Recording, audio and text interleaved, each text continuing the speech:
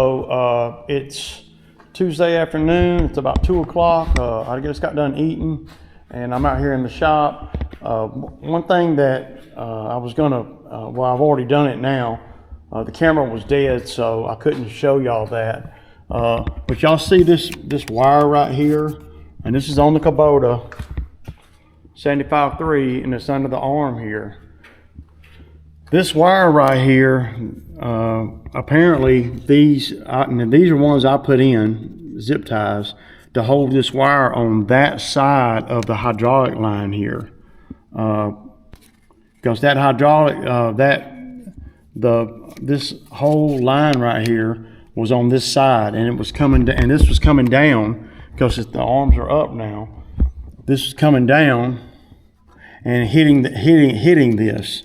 And it had already broke through this, and it was just, and you can see the colors of the wires inside here. Not the copper, but you can see the wires in there. So I guess the reason I'm telling you guys this is, you know, you got to be looking at everything all the time, man. All the time on these machines.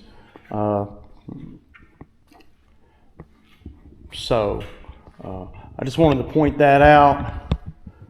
A few things that got going on. I'm not going to go do those stumps today because he can't pay me till Thursday. So, and this is how I think. My thinking is, okay, I'll just wait till Thursday, go over there Thursday afternoon, and when he comes home, he can pay me. Instead of me having to run him down for the money. I'd rather just, because he'll come home from work and I'll be there wrapping it up just like I did the other day. So, and I got to get him to move that car like I was telling y'all. But I was going to do a video over some of the attachments. People have questioned, you know, if I own all the attachments I got, or you know, where did I get the money to buy them? There's no way I make enough money to buy all those attachments, and you know, all that stuff, man. And that just shows you how lucrative the game really is. So I'm going to do the attachments and show you all the attachments. Every tool, every weed eater, every blower, every hedge trimmer, every chainsaw, every welder, everything has a story behind it. There's not one piece of equipment that I have that I did not, you know, buy for a reason. Everything that I buy, there's a story on why I purchased it when I did, and what I purchased and why I purchased what I did. Everything, there's a reason, and I know them all. You know, all the way to the very first push mowing lawnmowers I've had, and that's what happens when you buy top equipment. The mowers last a long time. There ain't nothing here that I'm showing you right here that don't run. I used this mower yesterday, the 30-inch. And I'm gonna be honest about the Honda mower. It's a good little mower, you know, for the really small backyards. And it does a great job. But it doesn't do, well, it's not wide like the 30-inch here. But this mower right here, and I know it looks like shit. This mower right here is the very first commercial 30 mower I ever bought. And I want to say I bought it around 2000, right after they came out, whatever year that was. Now this one right here, I bought it, I was getting such a deal on them. I had a plug, and I was only paying like $1,100 for these mowers. So I paid $1,100 for that one and $1,100 for this one. Yeah. So there's a story behind them. right? And that's why, you know, I mean, any of this stuff will crank up and run. Now I'd have to change the blades on this one, and I need to put another fuel filter on this one, and I need to replace that tire right there. See it? But I mean, I'm not looking for push mowing work. So the pole saw, that right there is the Seals top pole saw. When I bought it, now they got one now that extends out. They had one then that extends out, but I had a lot of problems with the one that I had that extends out. This tiller right here, well, when you do sod jobs and stuff, that tiller is handy. That's why I bought it. I bought this right here because these HS82T hedge trimmers. I bought them brand new. Well, everything I buy is brand new. I rarely buy used. Well, I don't ever buy used weed eaters or nothing. But I bought that, and I've had that for 8 years, 7 years. In my very first tool video, I had that. And then, you know, I've had these right here. These hedge trimmers right here were the very first set of hedge trimmers I ever bought. They're over 10 years old. They were the very first articulating ones that I bought. And I got another one right here that I don't know what's wrong with it, but I guarantee you it'll run. And it's a fixed one. Y'all know I bought this to do a pond bank with. You know, and then you got, well, you buy weed eaters. This 111 I bought for Drew when Drew came out. It was during COVID, and that's the only one they had available. And then these 94Rs are the ones that I bought for me when they were on sale. Apparently the dealer had a bunch of them, and I got like 2 of them for $400 or something like that.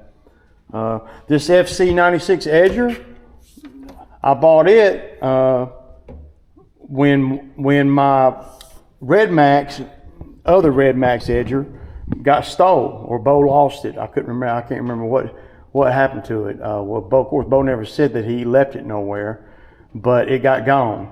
And I bought this one right here off my pallet guy. See, and then, you know, this past year, I bought the other articulating hedge trimmers. They're in the truck. I bought this weed eater right here, FS91R. I didn't have to. I had one. I got one right there. I didn't have to, but I bought because a new guy Toby came out here, and I wanted to get him a brand new weed eater. So there was a brand new weed eater for him. I didn't have to do that, but I did. I bought this mower right here from Jack Peaks for $9,000. That's about the only used mower I've ever bought. You know, so, and all this stuff runs. Everything. I don't keep stuff that don't run. So that's a quick dive. Now, I also have, this is the very first small saw that I bought. The 92 TC. This is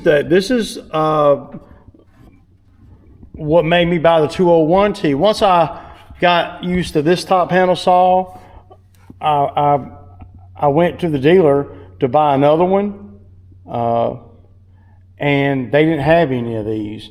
But my father-in-law had bought a 201T, and I had used his, and so I asked them if they had the 201T, and they said, yeah. Of course, it's about $350 more than this one back then. And once I got that, once I used these, I was spoiled to the top handle for the lawn care, regular lawn care business. I mean, it was a game changer. And of course, this Husqvarna 365. Now I bought this used. I don't even remember what I paid for it, but it's a beast, man. There were some problems. I ran into some problems with it starting, and I think it was just old fuel. but I didn't use it much because, well, I didn't cut a lot of trees. But I bought it when I was doing firewood. Of course, you got I bought this when Drew was out here. And I bought this right around COVID time. It was only one available. Personally, I like the BR600 the best. And I know there's going to be people talking about, you know, how the 600 is not as powerful as the PB, the Echo PB, or the Red Max DT Kupu or whatever, 100, whatever. I don't care nothing about none of that. This blower right here, I don't like it because it's so heavy. I just don't like it. I like the BR600, and I had one and somebody stole it last year. I've had a couple of BR600s, but I don't keep them around. Once they start acting up, I'll sell them or something. Now this is the MS280 saw. This is the entry level commercial saw. It's high end homeowner, low end commercial. So y'all, I bought it to cut firewood because that I couldn't get that Husky to run. But you see, I still got the Husky. So, yeah. But after I bought the skid steer and everything, my things changed. And let me say it like this. After I bought the Bobcat, and I saw how much money I could make and stuff like that with the right attachments, I used that money that I would make with the Bobcat to buy all this little stuff, right? And then you would have plenty of money left over, because as long as you buy top-notch stuff, it'll last a long time. Everything over there runs. Everything you see runs. There ain't nothing in here that don't run, because I throw all that crap away or part it out or whatever. What I'm gonna do, y'all, is I'm gonna go in order of the attachments as I bought them. From the very first attachment that I bought to the last one I bought. So, yeah. So the very first attachment I bought was this grapple bucket. That was the very first attachment that I bought for skid steer. And, you know, well, it ain't the very first one. I take that back. I bought a cheaper one to begin with, and I bent it.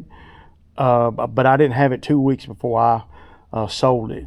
I realized real quick that, you know, so this is officially the first attachment in an array of attachments that I have that I bought that is worthy of me buying, right? That is, you know, has thick steel. The very second, and I paid about $3,800 for that. Okay, this was back 2019 or so, before COVID. I bought the Bobcat in 2018, so it might have been, yeah, early 2019 when I bought that. The very next attachment that I bought was this brush cutter right here, the XC4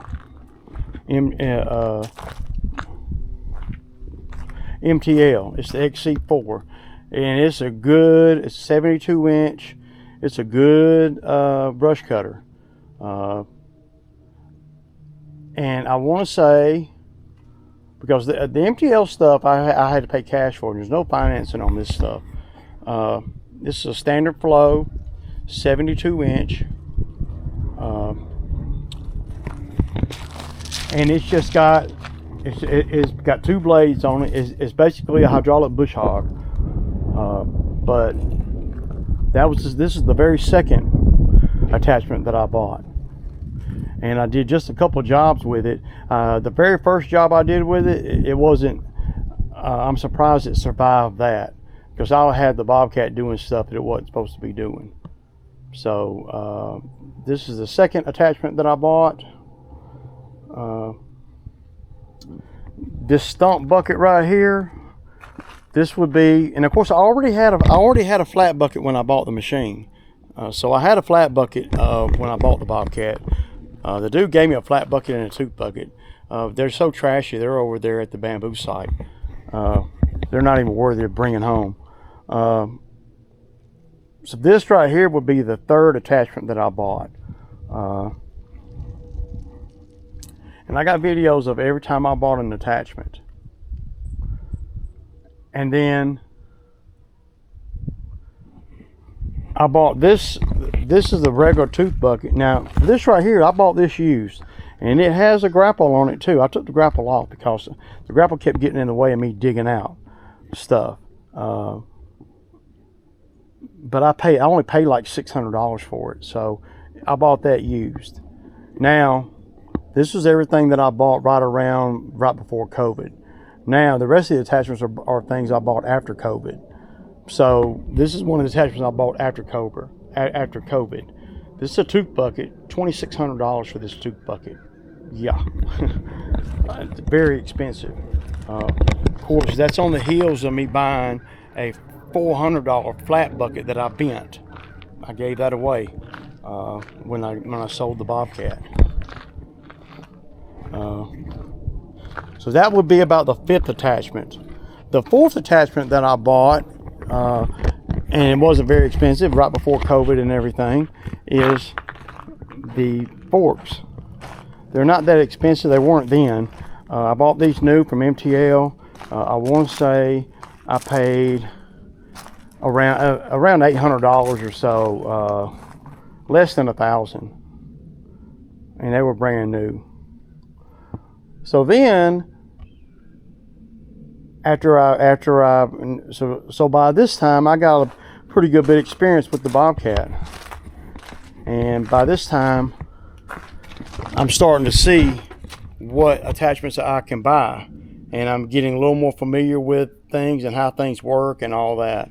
So I rented a power rake one weekend to do some work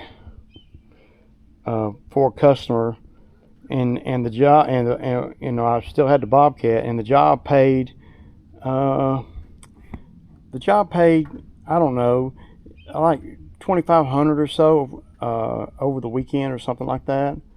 And I rented one of these for $179 over the weekend, and it was a Harley rake, but it was the same thing. It built the same and everything. And once I got through that weekend, I saw what something like this could do. I went out the very next week and bought one. Now, I ordered this one. This is a recertified one from Quick Attach. And I got videos of me buying it, ordering it, unloading it from the tractor trailer out here. Now this thing cost about $8,000 I paid for it. A regular $12,000, but I paid $8,000 for it because it was used, and I couldn't really hardly tell it was used other than the paint was a little scratched up. But it's been a monster. You guys have seen it quite a few times. One thing that I had to do with this that is probably untypical, and I don't know if it was a smart move or not, is, and this is one of the things I didn't notice, and one of the things that you don't notice when you buy and you don't know anything like I didn't, and you buy attachments for your machine and it's used. The number one thing that happened with this, the only thing that's really happened with this, is this bolt right here is supposed to be a pin in there. They had the wrong size pin in there. So over time, when you would have it, it has three positions. You could put the pin here and turn it and turn this whole front piece that way or that way. And I just kept it in the middle. But then on one job, me and Bo were doing last year, 2 years ago, I can't remember. I was on a driveway and I wanted to take the middle down and run it out toward the edges. So I wanted to turn it that way, right? Where this whole front piece is at a 45. That's when I saw that centerpiece was too small, and it had done reamed out. There was no fixing it, not for somebody like me. Now, I'm sure it could be fixed, but I wasn't able to fix it. And you had to manually, turn it. And, well, it moved. So when it was in the center spot like this, it steady moved, right? I mean, it would move, it would fluctuate, 10 or 15 degrees that way or that way, according to how the weight was hitting the front of it as you were pushing. But I couldn't have that because it was messing everything up. It wasn't doing like I wanted it to do when I was going straight. So what I did is I got it straight, put a big bolt in there, locked the bolt down, and then I welded it where it's only a straight unit now. It'll only do straight. So I paid $8,000 for this, and it's been well made, a lot more than that with it. So then after I bought this is when I bought the tooth bucket that you guys see out there. So after I bought the tooth bucket,